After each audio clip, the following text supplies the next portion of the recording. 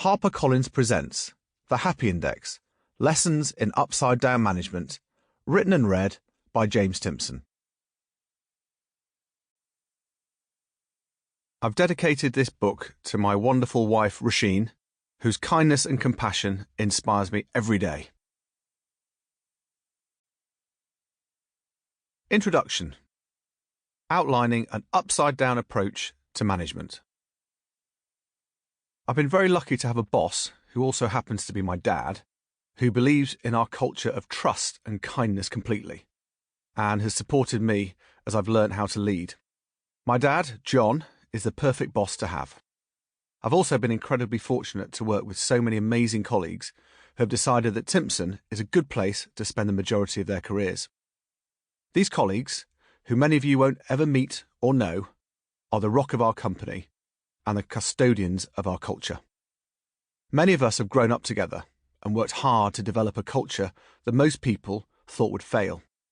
They walk the walk, and I'm proud to have them as colleagues. If you visit one of our shops to get a key cut or your shoes repaired, you'll hopefully be met by a smiling colleague who is happy to be there to serve you. In many ways, it's a pretty simple business. We usually have only one colleague in each shop. Our stock never goes out of date, and we have no technology to worry about. But to make it into a simple business has taken decades of work, developing a unique culture where trust and kindness is at its core. The shoe repair business isn't necessarily the first industry that springs to mind when you think of a workplace full of innovation, excitement, and surprises.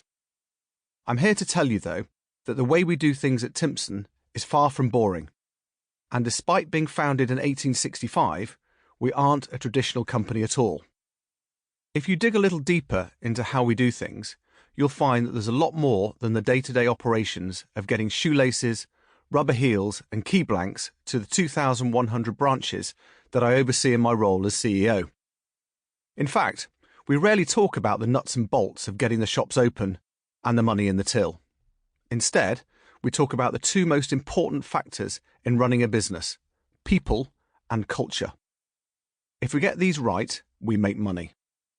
From its very beginning, Timpson has forever been a company brimming with entrepreneurial spirit. Our story began with the vision and determination of William Timpson, the founder of the company that I oversee today. Born in 1849, my great-great-grandfather displayed an innate business eye from a young age, crafting and selling leather bootlaces from when he was just 8 years old. As a child, he would carry boots from Rothwell in Northamptonshire to the bustling boot factory in neighbouring Kettering for repairs, a journey of 5 miles and not an easy route for a young lad. At the age of 16, he travelled to Manchester, where he worked alongside his older brother Charles, delivering boots throughout the city. After a falling out with Charles, William returned to Rothwell, where he later took over the business of an elderly shoe repairer after the owner had passed away. In 1865, William made the journey back to Manchester, where he opened his own retail boot and shoe business at 97 Oldham Street, the very first Timpson branch. This was just the beginning of the extraordinary journey that would see the Timpson family business flourish into what it is today.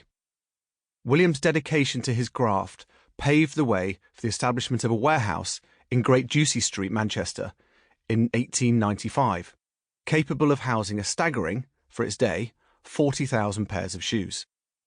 Since then, the Timpson legacy has continued through the generations, with William's son, William Henry Fairy Timpson, becoming managing director in 1912. Despite his declining health, William Timpson Sr. continued to make frequent trips from Kettering to Manchester to visit the warehouse and to keep an eye on the business. After William died in 1929, his philanthropic efforts lived on, deeply intertwined with the community. The local residents of Kettering, where he was laid to rest, displayed their respect for him by lining the streets in silent tribute and closing their shops on the Saturday. Fast forward to the present day, and we find ourselves in a new era here at Timpson.